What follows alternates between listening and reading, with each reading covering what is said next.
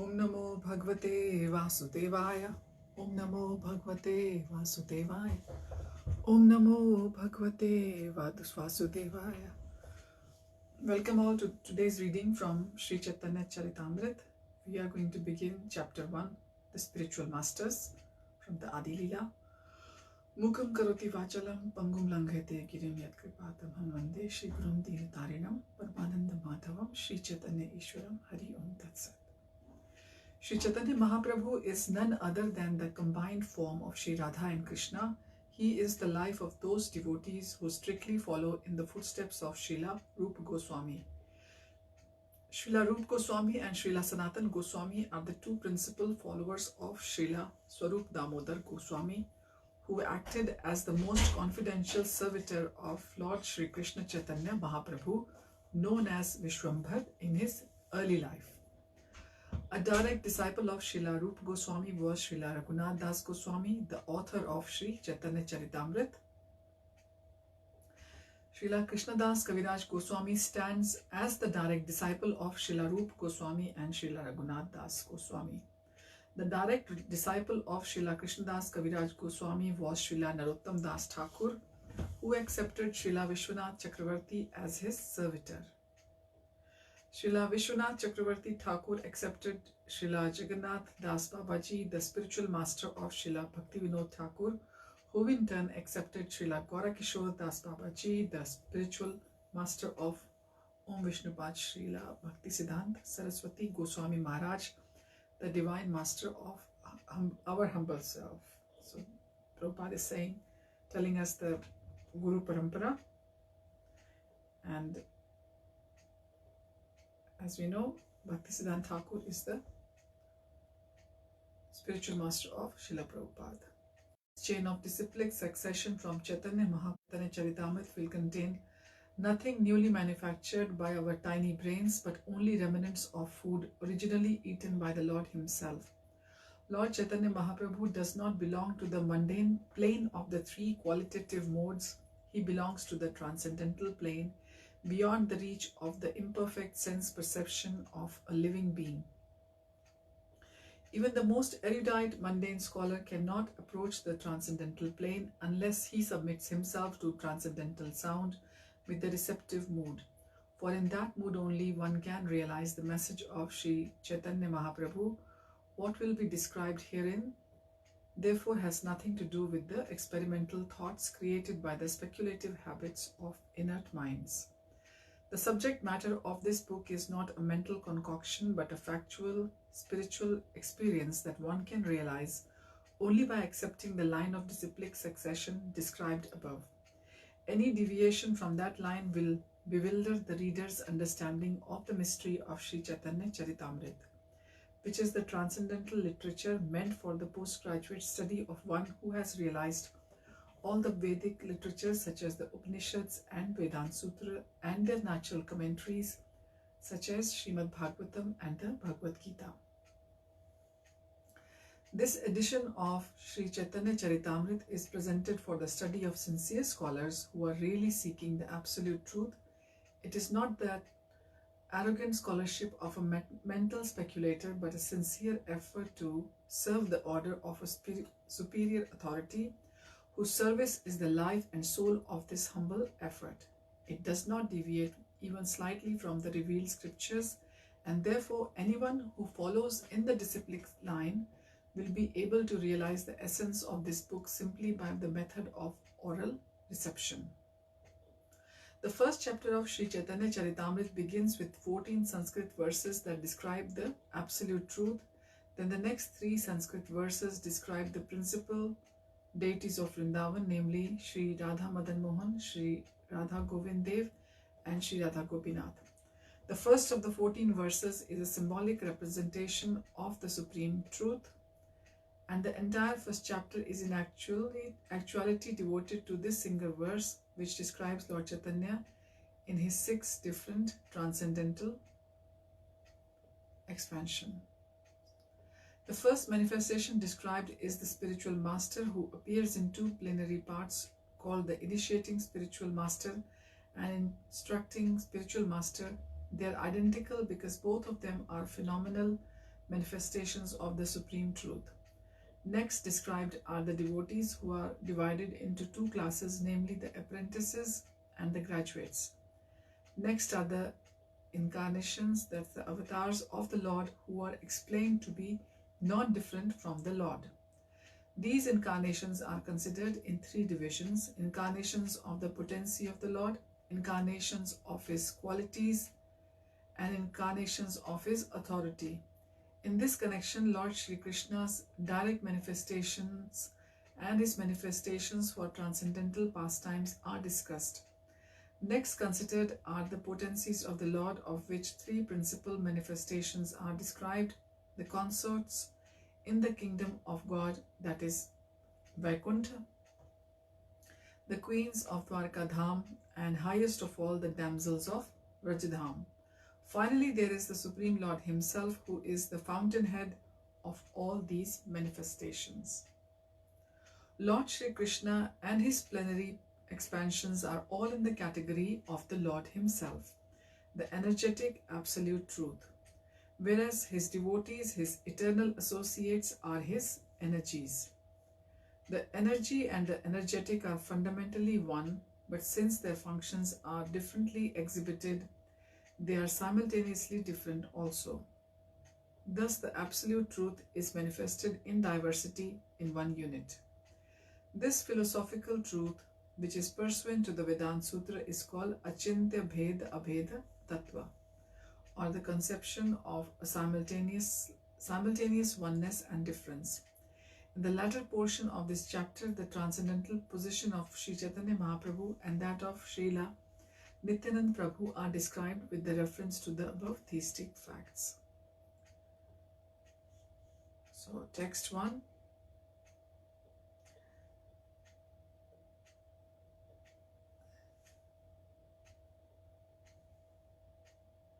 Translation: I offer my respectful obeisances unto the spiritual masters, the devotees of the Lord, and the Lord's incarnations, his plenary portions, his energies, and the primeval Lord himself, Shri Krishna Chaitanya. Verse 1.2. I offer my respectful obeisances unto Shri Krishna Chaitanya and Lord Nityananda, who are like the sun and moon. They have arisen simultaneously on the horizon of Gauda to dissipate the darkness of ignorance and thus wonderfully bestow benediction upon all. Verse 1.3. What the Upanishads describe as the impersonal Brahman is but the effulgence of his body, and the Lord, known as the Supersoul, is but his localized plenary portion. Lord Chaitanya is the Supreme Personality of Godhead, Krishna himself, full with six opulences. He is the absolute truth, and no other truth is greater than or equal to him. Verse 1.4. May the Supreme Lord, who is known as the son of Srimati Shachi Devi, be transcendentally situated in the innermost chambers of your heart, resplendent with the radiance of molten gold. He has appeared in the age of Kali by his causeless mercy to bestow what no incarnation has ever offered before, the most sublime and radiant mellow of devotional service, the mellow of conjugal love. Verse 1.5. The loving affairs of Sri Radha and Krishna are transcendental manifestations of the Lord's internal pleasures giving potency. Although Radha and Krishna are one in their identity, previously they separated themselves. Now these two transcendental identities have again united in the form of Sri Krishna Chaitanya. I bow down to them, who has manifested himself to him, who has manifested himself with the sentiment and complexion of Srimati Radharani, although he is Krishna himself.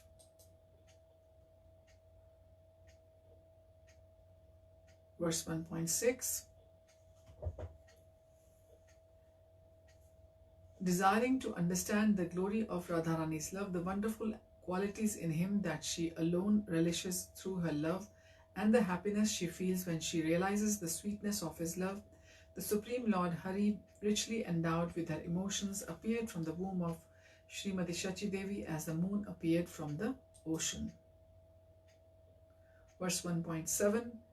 May Sri Nityananda Ram be the object of my constant remembrance, Sankarshan, Sheshnag and the Vishnus who lie on the Karan ocean, Garbha ocean and milk, an ocean of milk are his plenary portions and the portions of his plenary portions. Verse 1.8. I surrender unto the lotus feet of Sri Nityananda Ram, who is known as Sankarshan in the midst of Chaturvyuha, consisting of Vasudev, Sankarshan, Pradyumna and Aniruddha. He possesses full opulences and resides in Vaikuntha Lok, far beyond the material creation. Verse 1.9. I offer my full obeisances unto the feet of Sri Nityananda Ram, whose partial representation called Karana Dakshai Vishnu, lying on the Karan ocean, is the original Purush, the master of the illusory energy and the shelter of all the universes.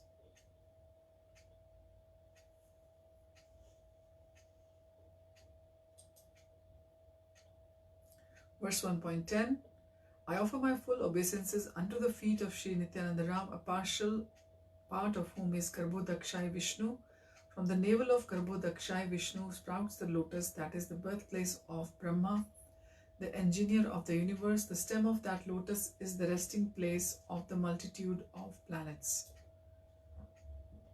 Verse 1.11.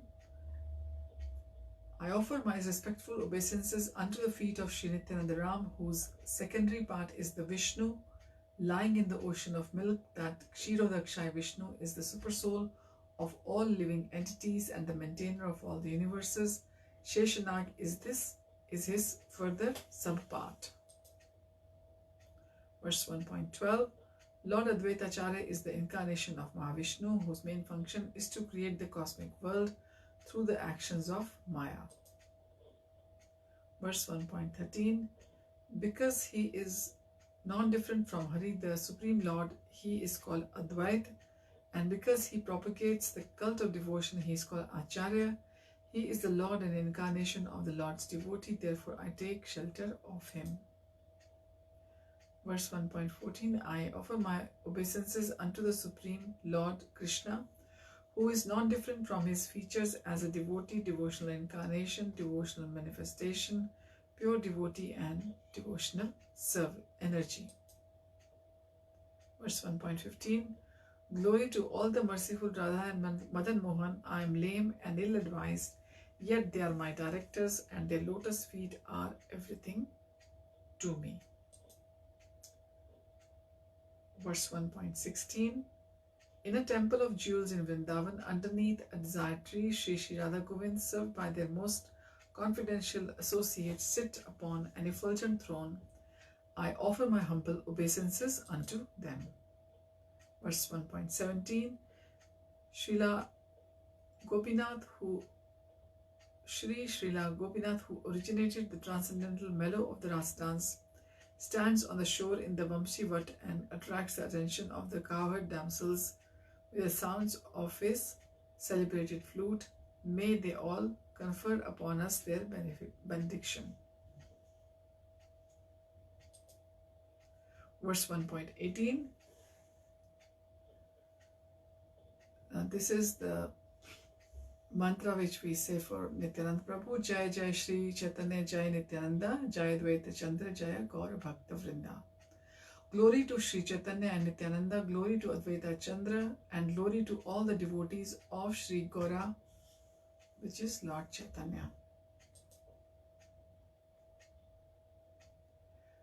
Verse 1.19. These three deities of Vrindavan, Madan Mohan, Govinda and Gopinath, have absorbed the heart and soul of the Gaudiya Vaishnava followers of Lord Chaitanya.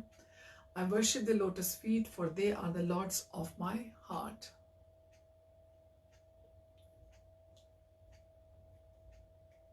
Now this verse has got the purport. The author of Sri Chaitanya Charitamrita offers his respectful obeisances unto the three deities of Vrindavan, named Sri Radha Madan Mohan, Sri Radha Govind Dev, and Sri Radha Gopinath. These three deities are the life and soul of the Bengali Vaishnavas or Gaudiya Vaishnavas who have a natural aptitude for residing in Vrindavan.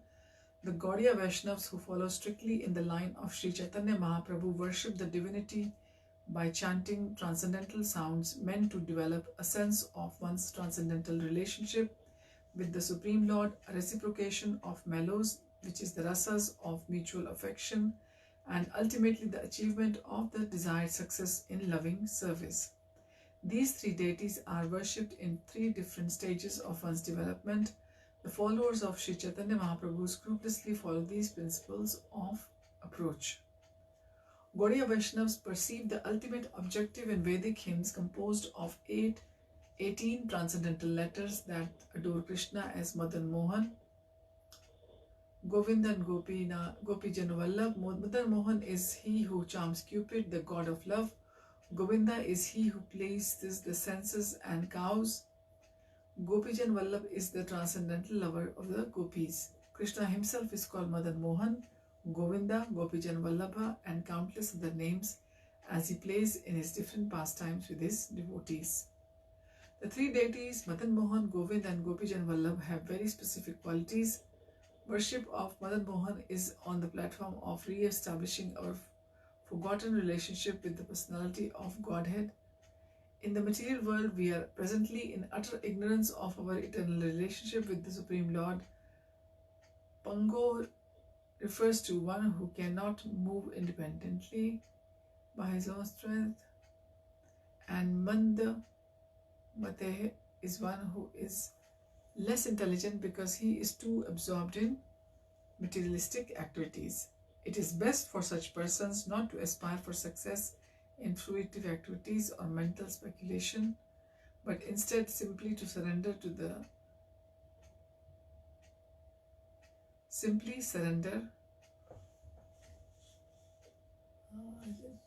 the Supreme Personality of Godhead. The perfection of life is simply to surrender to the Supreme.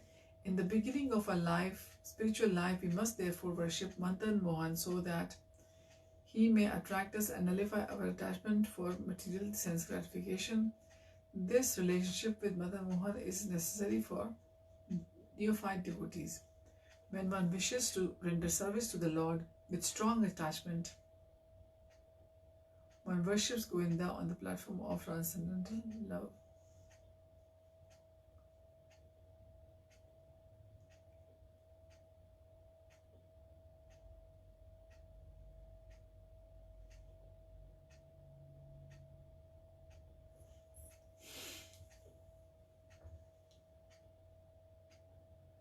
Lord Sri Chaitanya Mahaprabhu explained this mode of devotional service in three stages, and therefore these worshipable deities were installed in Vrindavan by different Goswamis.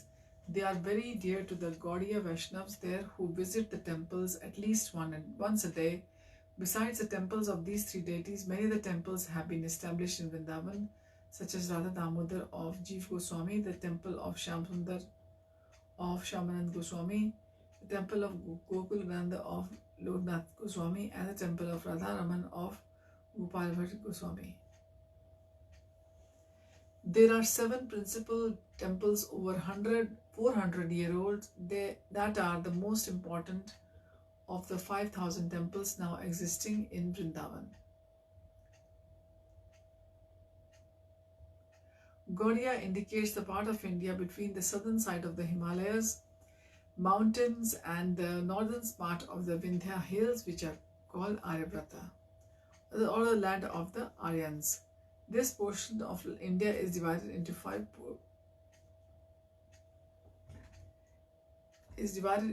parts or provinces: Panchagauda Desh, Saraswat, which is from Kashmir and Punjab, Karnikubj, which is from Uttar Pradesh, including the modern city of Lucknow, and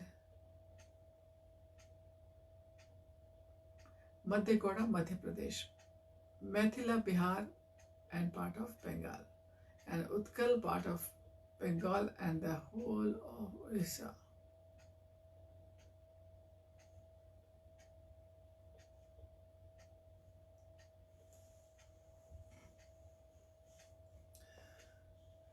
Bengal is sometimes called Gauda Desh because it forms a portion of Mathila, and partly because the capital of Hindu king Raja Lakshman Sena was known as Gauda. This old capital later came to known as Gaudapura and gradually Mayapur. The devotees of Odisha are called Udiyas, the devotees of Bengal are called Gaudiyas, and the devotees of southern India are known as Dravid devotees. There are 5 provinces to Aryabhatta. So Dakshinataya, southern India is also divided into 5 provinces, which are called Pancha Dravida. The 4 Vaishnava Acharyas, who are the great authorities on the 4 Vaishnava disciplic successions, as well as the Sripad Shankaracharya of Mayavad school, appear in the Pancha Dravid provinces among the 4 Vaishnava Acharyas who are all accepted by Gaudiya Vaishnavas. Sri Ramanaj Acharya appeared in the southern part of Andhra Pradesh at Mahabhutapuri. Sri Madhav Acharya appeared at Pajakam near Vimanagiri and the district of Bangalore. Sri Vishnu Swami appeared at Pandya, and Sri Nimbak appeared at Munger Patna in the extreme south. Sri Chaitanya Mahaprabhu accepted the chain of disciplic succession from Madhav Acharya, but the Vaishnavas in his line do not accept the Tattvadis, who also claim to be belonging to the Madhava Sampradaya. To distinguish between themselves clearly from the Tattvadi branch of Madhava's descendants, the Vaishnavas of Bengal refer to call themselves Gaudiya Vaishnavas. Sri Madhava Acharya is also known as Sri Gauda Purnananda.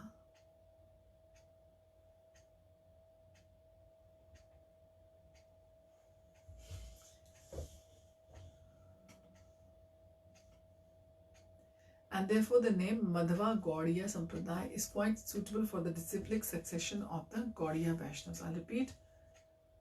To distinguish themselves clearly from the Tattvadi branch of Madhava's descendants, the Vaishnavas of Bengal call themselves Gaudiya Vaishnavas, or Sri Madhava Acharya is also known as Sri Gaurapurananda.